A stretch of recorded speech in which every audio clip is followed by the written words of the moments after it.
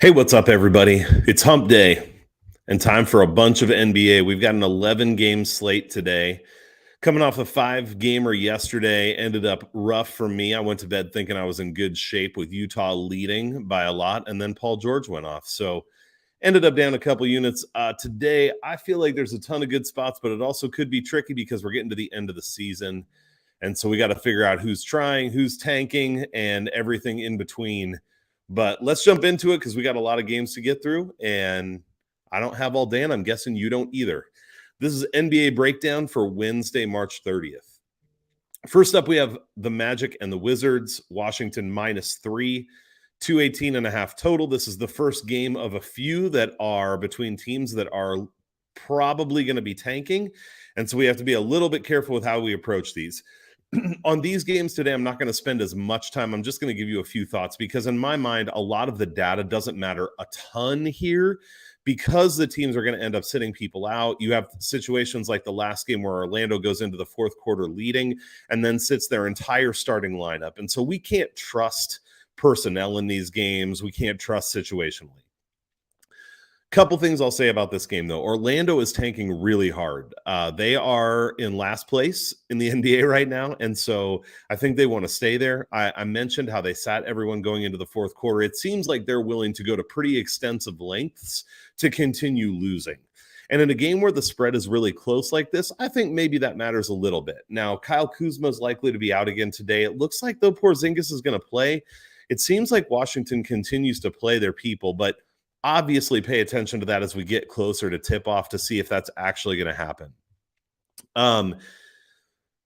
One thing that we could say here is that the Magic have not been scoring much, but they've played pretty well defensively too. So the under could be in play in this game.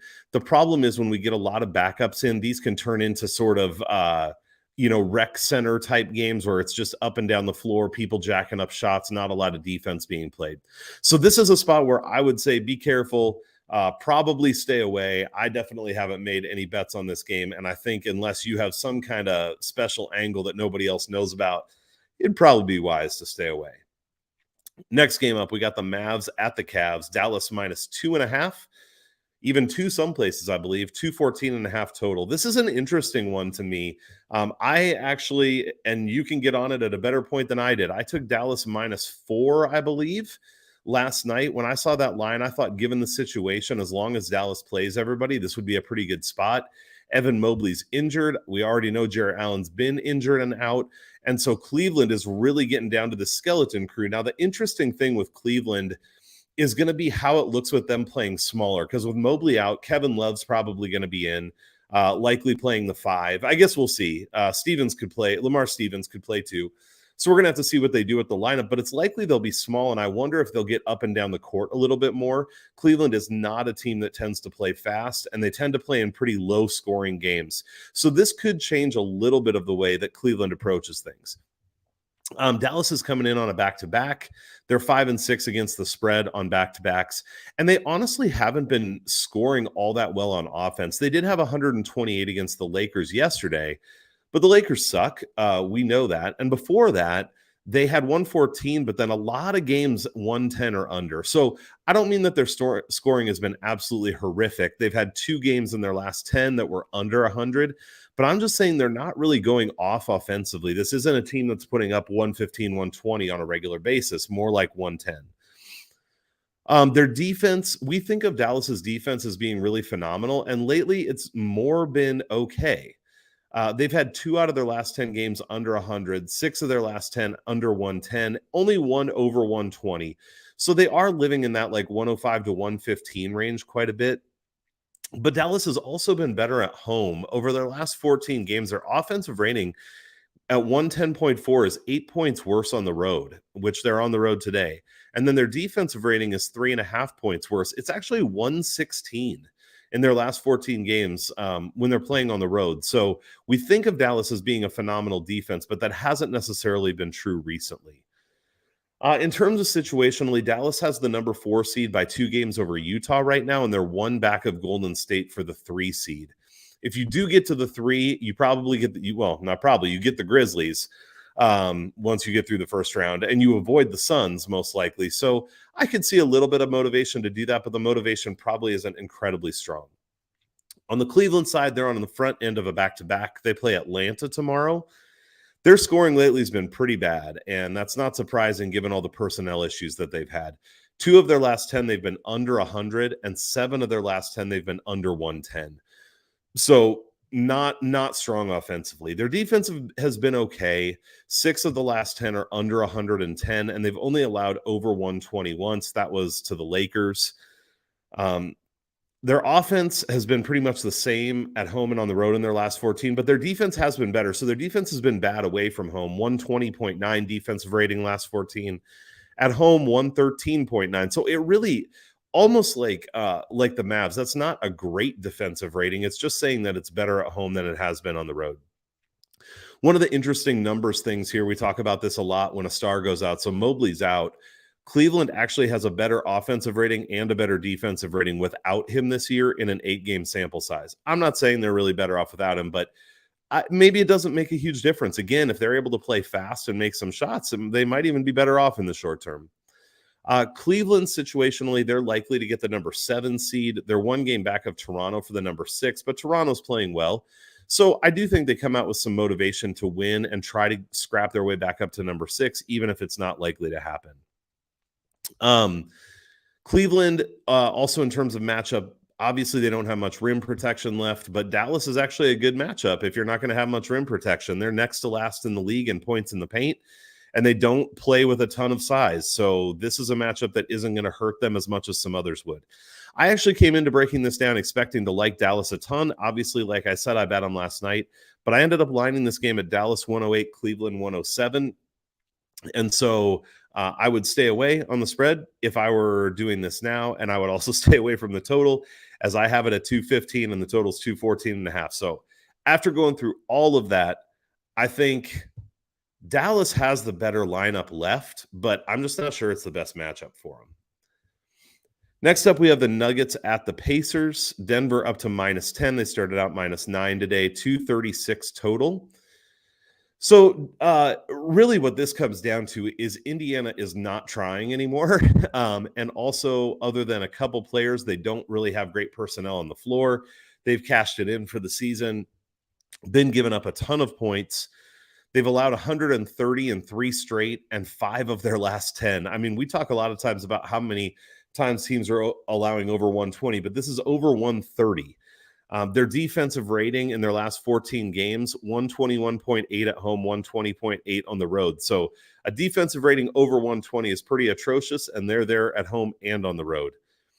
Denver, on the other side, their scoring's been solid, not blowing anybody away, but 113 or more in 7 out of the last 10. Defense has been fine on the road. They've been around 109, 110 a lot of the time in terms of what they're giving up. In their last 14, their offensive rating has been lower on the road by about 7 points, 6.3 points. But their defensive rating has been 13 points better. So Denver's been a team that's been much more solid defensively on the road. And Indiana at times does not score well. They have scored under 110 in 4 of their last 10 games.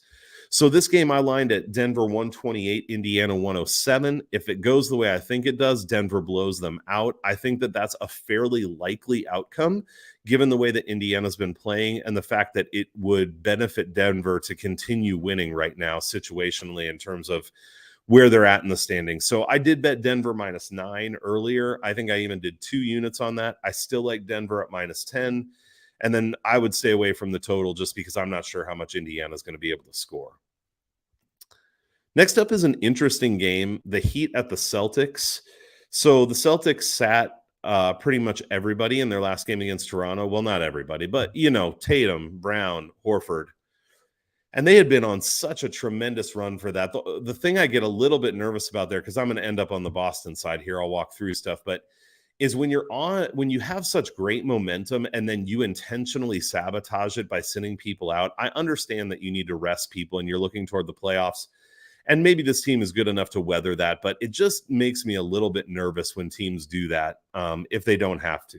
But that said, they're going up against a Heat team that has been generally pretty bad lately, though they won their last game. So In this one, Miami's playing their 6th game in 10 days. They've had a few good offensive games, but they just haven't been good overall. 7 out of their last 10, they've scored 106 or less. And even the games where they've scored more, 2 out of 3, we kind of have to dismiss a little bit because they scored 123 versus Sacramento. Who cares? 120 versus Oklahoma City, who's been giving up a ton of points to everyone, and 117 against Cleveland. I just talked about some of their defensive struggles. So the times where Miami has scored a lot, it's been because they're playing bad defenses. Against decent defenses since the All-Star break, only 4 games I could pull for that, and they scored 106, 105, 90, and 99. So not very good. On defense on the other side, they've been okay. They're allowing around 110 a lot of the time. But again, if you look at how much they're giving up against good offenses, a lot of it lives in that range, 110, 113, 113, 111.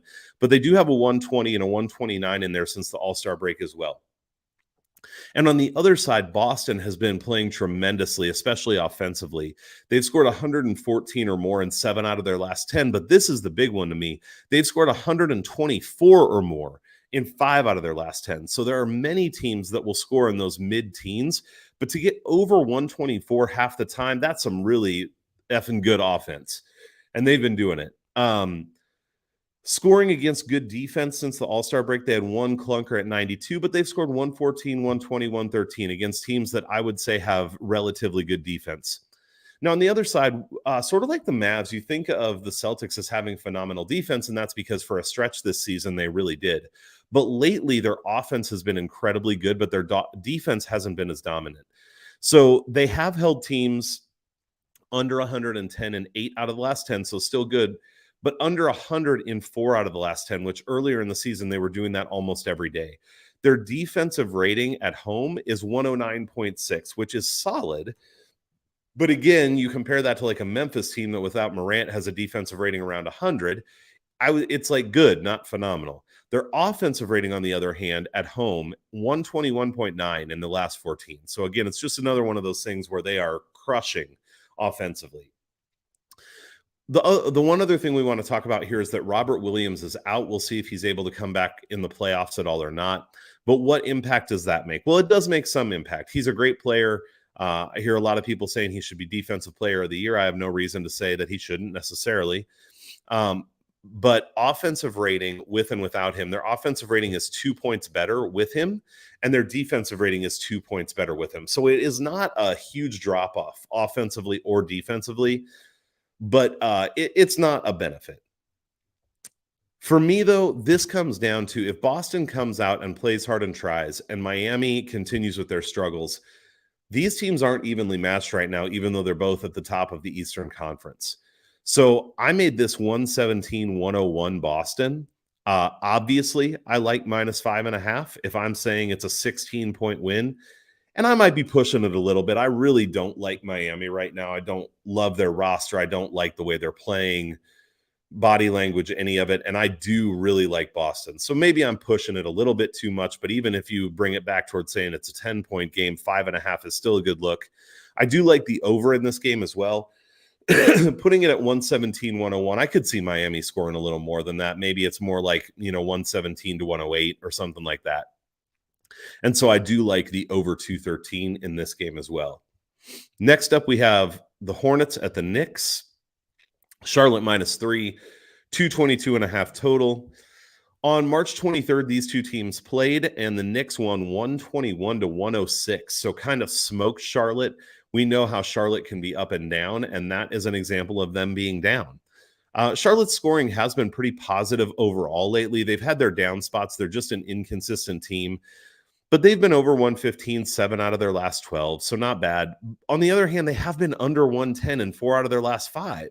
So the last 5 games really haven't been solid for Charlotte at all. This is a team that I just have such a hard time trusting.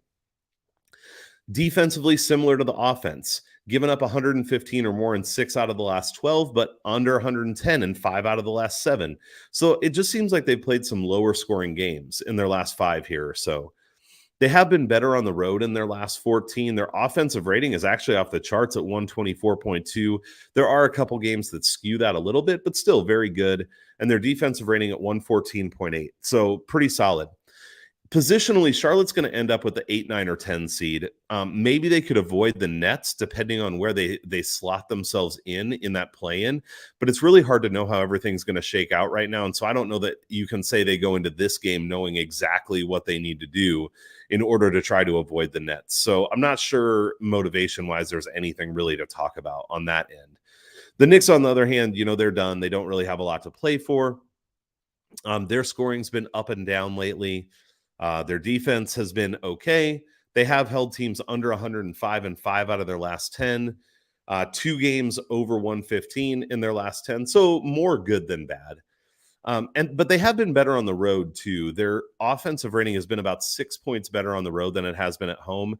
Defensive rating is about 1 point worse at home. So a 7-point swing between offensive rating and defensive rating. So this is a game where I do favor Charlotte, especially playing in New York, with New York playing worse at home. I would have probably just slightly leaned that way. I mean, I initially lined this game at 113, 111 Charlotte, which would have made it a 2-point game and would have made me definitely not interested in the total. I will say, full disclosure here, that's all my information. I ended up putting 1 unit on it. That's because 2 people that I really trust are on this game, Pigvig and Capper Craig. So shout out to you guys.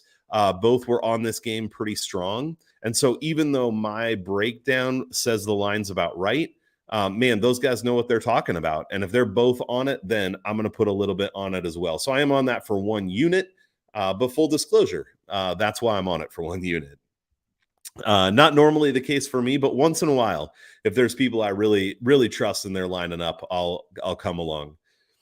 Next up, we have the game of the night in my mind, and honestly, one of the games of the night just in general, and it's the Timberwolves at the Raptors. These are 2 good teams hooking up with some playoff implications here. Minnesota comes in on 2 days of rest. They're 9-4 against the spread on 2 days of rest. And I think this came at a good time. They needed to get some rest. Now, Beasley and McDaniels are still going to be out, and that does hurt their depth. There are times, too, where if Minnesota's sputtering offensively, Beasley comes in and gives them a boost. So that is something that they potentially could miss. There are also games where he totally disappears. So I don't want to overplay that. Minnesota had been on a real tear scoring, but actually in their last 4, they just have 112, 116, 116, and 108. Now, those were against Boston, Dallas, Phoenix, and Dallas. So let's pump the brakes on Minnesota sputtering offensively too much, because they just played some pretty good defenses, and they still put up 116 in 2 of those games. Their lowest was 108. So it's not like they totally died and scored 95 points or something. Their defense has been okay lately. We know Minnesota isn't a phenomenal defense. 3 of their last 10 games, they did give up 125 or more points. But they held teams under 110 in 5 out of the last 10. And as far as Minnesota goes, if they can hold teams under 110 points, they're going to win the majority of the time. And so that's actually been, I would say, super solid defensively for them lately. Minnesota has been better at home. That's another thing that worries me a little bit as a Timberwolves fan here. Their offensive rating at home in their last 14, 123.5. So that's where they've been crushing. It's 118.5 on the road. So let's be clear, that's still very solid. But defensive rating too, 105 at home and 114 on the road, basically. So between those two, we're talking about almost a 15-point swing in offensive and defensive rating between home and road. That's a little bit concerning for me, even though especially the offensive numbers aren't terrible. Now, this is one where I think the situation's a big deal. This is a huge game for Minnesota. They're 2 games back of both Utah and Denver for the division, which, by the way, I have a pretty not large bet, but great odds future on them to win the division when they were always back. So it's unlikely to happen, but it's actually within the realm of possibility right now. So obviously I would love that. But they got to win every game. They can't take games off, and they actually have some easier games coming up. So if they cannot look past this one, come out and give their best effort, I think that they'll at least have a chance, and they really need it, with both they and Utah having 6 games left. There's just not room for error at this point. Toronto, on the other side, they've also been playing well. Their scoring's been pretty good, 6 of 10 at 114 or more. I will say if you're scoring 114, you're not beating Minnesota automatically. Minnesota has a great chance of putting up more than that. They have scored 106 or less. I don't even know what I freaking did there. I didn't finish my notes. Somebody go look up how often they've scored 106 or less. I don't know what the hell I was doing. Anyway, they have been playing on the road a lot. But the 4 games they've had at home in the last 2 weeks, they've scored 106, 131, 117, 116. So really solid scoring at home, because that 106 was against Boston. Their defense has also been solid, 106 or less in 4 out of their last 5. They've only given up 115 or more in 2 out of their last 10. So really solid on the defensive side of the ball. Their offense has been good at home in the last 14 games. That is skewed a little bit by the fact that they scored 131 against Indiana. So their offensive rating at 117.8, but I'd say if we adjust it for them playing one really terrible defense in Indiana, maybe it looks more like 115-ish or something over the last 14, which is still very solid. One thing I'm interested in this game that's worth watching is that Fred VanVleet hasn't been playing great lately. I haven't gotten to watch a ton. I've seen, I saw like half of one of their games recently, and it didn't feel like he was moving very well. It didn't feel like he was getting to his spots. It didn't seem like he was being aggressive. He took a couple threes when he was wide open, but he's got 4 games in a row now under 20 points, and 8 games where his highest point total was 21. He also has 9 in a row with 3 threes or less, or maybe that's 9 out of the last 10. But before that, he had five or more threes in 5 out of 7 games. So you can see the discrepancy there. He hasn't even been getting 3. And before that, for a long time, he was hitting 5 or more almost every game. So it just feels like there's maybe something wrong with him. I don't know if he's a little bit injured or if I'm just reading that totally wrong. But if he is hampered, that is an issue for Toronto. They can use his offense. Toronto situationally, they're a game up on the Cavs for number 6 and half a game back of the Bulls for number 5. With how badly the Bulls have been playing, they absolutely can get up there to number 5. So I think both teams come out and play hard. I line this as basically a pick 'em. I said 118, 117 Toronto because I feel like I need to pick a side, but I would say this is a pick 'em. And so at that level, I do like the over okay here. I have it around 235. So I think that that's a solid look. And then also I like Minnesota with the points. I mean, if I think it's basically a coin flip game, then I'll take the points. So that should be a fun one. Looking forward to it. We won't spend that much time on every game, but that one got me a little bit excited. All right, Hawks at Thunder. Let me find my notes here. I don't have them in the same order. Here we go. We got John Collins still out. Got Danilo Gallinari, Hunter, game time decisions. Oh, by the way, in case you're on the podcast, Atlanta minus 12 here, 229.5 total. This is the front end of a back-to-back for Atlanta. They are 3-0 straight up since the All-Star break on the front end of back-to-backs. Obviously, that doesn't help us a ton because the spread's so wide. Atlanta's been scoring great, especially against bad defenses. Oklahoma City is a bad defense right now, and Atlanta scored 132, 122, 131, and 117 since the All-Star break. So they've been putting up good scoring numbers against bad defenses. Now, they have also given up 120 or more in 3 straight and 4 out of 10, 115 or more in 6 out of 10. So the defense hasn't been real phenomenal. They've been better at home in their last 14, and they're away tonight. 5 points worse in offensive rating, 4 points worse in defensive rating. So nearly a 10-point swing between offensive and defensive rating, which doesn't bode as well for them here, especially when we're talking about a spread of 12 points. That's a lot to lay when you're not playing as well on the road as you are at home. On Oklahoma City's side, Trey Mann is a game-time decision. They sat him last minute in the last game, and the Thunder still did fine. They scored a lot of points. It was an overtime game. Still won the game against the Rockets, I believe that was. Shea's out for the season at this point. We know that.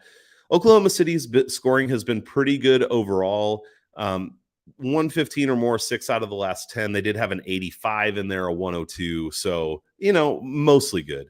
Their defense, on the other hand, has not been so good. They've given up 120 or more in 6 out of their last 10. And we got to dig even a little bit deeper. They held Orlando to 90 and 102. They played Orlando twice in that 10-game stretch. Other than that, the low was 113. So take Orlando out. 113 is the best Oklahoma City's done in their last 10. In their last 14, their offensive rating is 4 points better at home, and their defensive rating is 11 points better at home. Holy crap. So, Oklahoma City better playing at home. Atlanta worse playing on the road. I think that plays into such a large spread. I would take the points with the Thunder, even though they're getting down to sort of a skeleton crew in terms of who they're playing. Atlanta is a very inconsistent team. And situationally, I don't know that they have tons to play for. They're locked in to number 10 in the East. There's a tiny chance they could get up to 9. And maybe if you get up to 9, you avoid the Nets, but who knows? They're half a game back of Charlotte for that 9th spot. They're not falling out of 10. I just don't think motivation's a factor. Oklahoma City has nothing to play for, and it was Portland they played in the last game. But if you watch that game, it was pretty fun. They ran, they came out and they played fast. They played hard, so I don't hate it. I line this 122, 113 Atlanta. So I like Oklahoma City with the points, and I like the over okay. But honestly, in this game, I would maybe stay away from it. Next up, we got the Kings at the Rockets. This is another one of those shitty games that we don't need to spend too much time on because we got a lot of games today. The thing I would say here is this could be another one of those games that's like a rec league game where maybe there's not a lot of defense played and these young guys want to just go out and put up a bunch of offense. That's possible. Houston's put up 115 or more pretty consistently against bad defenses lately, and Sacramento is not a great defense. Sacramento's scoring has been pretty bad, 110 or less in 5 straight games now. So this is a game where if you follow guys who do player props, you might want to look at all these Houston guys. Porter, Greed, Tate, they might have big games. I would trust people who look into the specific player things more than I do, but it seems like it should be a good spot to me for those Houston guys. I do think this is a game that Houston likely wins as well, and since they're underdogs, you could consider something on the money line. But again, this is like a D-gen play. If you got to have action on every game, then I guess I like Houston here. I wouldn't mess with the total, but I would, probably recommend staying away from this game, period. Next up is another potentially fun one. It's the Grizzlies at the Spurs. The line's been interesting on this one, too. I think when I first checked it, it was -5.5. It's gone down to -4.5 or 4 even, back up to -5 now. A big part of this one is going to be who plays for Memphis. Jaren Jackson Jr. is a game time decision. I wouldn't be shocked at all if they sat him here. They really don't have much to play for anymore is the issue. They're locked into the 2 seed in the West. The Golden State's not catching them at this point, and they're not catching Phoenix. So there isn't anything to change in terms of their seeding. These two teams did play on February 28th, and Memphis won 133-129, so super high scoring. But big caveat. If you've been watching me, you know what's coming. Ja Morant was playing, and he is not playing now. And you know the drill. Memphis kills it. I keep almost swearing. I guess I could. Most people probably wouldn't care. Anyway, Memphis is killing it without Morant. 119.5 offensive rating this season without him. 100.4 defensive rating. Let me give you a little more. 5 games now, the last 5 games, they have not had Ja Morant. Here is how much they've scored. 123, 127, 133, 132, 122. 122 is their worst game in this last stretch without Ja. Defense has also been good. Last 5 games, no Ja, 95, 102, 103, 120. That was one big one. I think that was the Nets. And then 98. This is a team that scores the hell out of the ball and does not allow points when Ja Morant's not playing. So, in terms of home and away, it looks like Memphis has been better at home lately, but they played the last 4 at home, and those were all without Morant, and their numbers are better without him. So I think we don't read too much into that. On the other side, we've got the Spurs. The Spurs really need to win. They're tied for the number 10 seed with the Lakers right now. If they want to get into the play-in, they need to win some games. But they needed to win their last game. And yes, I'm a little salty about it because I had the Spurs -6 against Houston and they didn't cover. But man, they got a lead in that game and they just about gave it away. They let a Houston team that has absolutely zero to play for come back on them. I just think this is a Spurs team that isn't very good. I think they were actually better in the middle of the season, and they've been kind of trashy lately. So I still think they're better than the Lakers, at least as currently constructed, and would be more deserving of making the play-in, but they're not a good team. When they've played good defenses since the All-Star break, they've scored 107, 91, 104, and 105. Not good. Like, this is a team that plays bad defense, so they need to score a lot, and they haven't been. Against good defenses since the All-Star break, against good offenses defensively, they allowed 103 in one game, but then 124, 149, 119, 119, 123, 118. This is not a team that stops anybody. So they don't stop good offenses. Memphis is a good offense. They don't score against good defenses. Memphis is a good defense. The main thing I think to watch here is, does Memphis sit people? Because again, they could.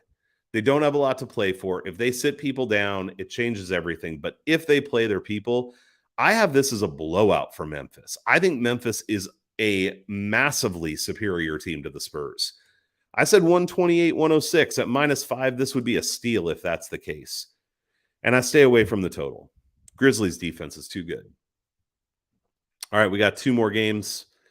I'm getting worked up a lot today, but honestly, I like this slate, and maybe I'll live to regret it, but I do like it. Pelicans -14.5 now, 226 total. It's the CJ McCollum revenge game as he goes back to the Blazers, who, as we know at this point, play absolutely no one. They have benched anyone with any NBA experience and have a bunch of mostly G League guys playing for them at this point. Pelicans come in on 2 days of rest, 7-7-1 against the spread, but I think this was actually good for them. Ingram's just been coming back from an injury. He gets a little more rest. McCollum had kind of a tweaked ankle. He gets a little bit more rest. Jonas Valanciunas is still a game time decision here. Let me just refresh things here and see if we got any more. I doubt we got any more news on it being a late game. Yeah, he's still a game time decision. So it helps them to have Jonas, but in this game, I don't know if it matters a ton. Portland, I mean, they have Drew Eubanks. I don't know that you need Jonas Valanciunas to defend Drew Eubanks. And if Jonas doesn't play, I even see them playing a little bit more up-tempo. One of the things I took here was the Pelicans over 120 points for their team total. We'll talk more about why in a second. And so if it's more up-tempo, I don't even hate it for that bet. I did take the Pelicans -12.5 as well. And even at 14.5, I don't like those big spreads, but I don't hate it here. So I already said CJ McCollum revenge game. I think he would want to go off here. People often do against their old team. The Pelicans, 5 worse in defensive rating without Jonas, but again, against a Portland team that absolutely sucks, I don't think it matters too much here. New Orleans scoring has been sporadic lately. They have had 3 games in their last 10 under 105, but 4 over 120. And Portland just gives up over 120 kind of out of the gate. So I think it'll be fine. Their defense has been more good than bad. They did give up 131 to Phoenix and 142 to Charlotte, but otherwise 7 of the last 8 were under 110, all like 105 to 108. So the defense has been good enough. Their last 14, they have been better at home, especially offensively. Defensive rating is pretty much the same. But here's the thing you really need to know for this game. Portland is atrocious. I never like that kind of analysis, by the way. I just caught myself doing it. Like when someone just says they're bad. But in this case, I don't know really what else to say. They haven't been playing they don't have anyone to play. They just play G League guys. Still, since the All-Star break, the least points they've given up is 115, and they've given up 125 or more in 7 out of 16 games since the All-Star break. 4 times in the last 10, they didn't get to 100 points. They're just yeah, I've said it. You don't need me to keep effing repeating myself. All right. So I line this game conservatively at 126-105 Portland. I could see the Pelicans scoring even more than that. I can definitely see them getting to 130. Maybe if they're not playing any defense, Portland gets over this 105 as well. So I still like the Pelicans -14.5. I like the Pelicans over 120 or 20.5 points as a team. Portland's team total I'd leave alone. And I would actually leave the total on this game alone only because Portland could absolutely come out and put up 85 points here. So I would stay away from the total. Last game of the day. Suns at Warriors. Phoenix -4.5. This is another one where I kind of screwed myself. I took Phoenix -6. I thought that was a steal with the way the Warriors have been playing, but did that last night before I did more of a breakdown. So we'll see where I ended up here. Total of 221. Phoenix should be well rested. They had 2 days off before this game, and then they had 2 days off before that game. So they've played one game in 5 days at this point. JaVale McGee is out, and Cam Johnson is still doubtful. He's been out. McGee being out, I don't think is a huge deal in this one. Golden State doesn't have a ton of size, and obviously they've got Ayton, Biyombo to back him up, so they're fine. Booker has been playing out of his mind lately. And even some people say making a push for MVP late in the season here. I don't think there's any way he gets to that. I mean, he's the best player on the best team right now, but he's not going to pass the other guys who are going to be up for MVP. But he has been playing incredibly well. Phoenix scoring has been out of this world. 114, 140, 125, 110, 129, 129. You get the point. They've had 2 games in their last 10 around 110. Everything else has been like 125 plus almost. So they've just been scoring like crazy. Their defense has been pretty decent. They have allowed some larger point totals, but if you're holding people around 110 to 115 and you're scoring 125 plus, you're going to be okay. And that's kind of the boat that they've been in. In the last 14, their offensive rating is over 120 home and road. Their defensive rating is 113 on the road, so that's worse. It's 105 at home. So something to pay attention to, I guess. Golden State has been struggling so tremendously. They lost 6 of their last 7 games to Memphis, which is no shame in that. But Washington, Atlanta, Orlando, the Spurs, and then Boston, no shame in that. So 2 decent losses and then 4 terrible ones.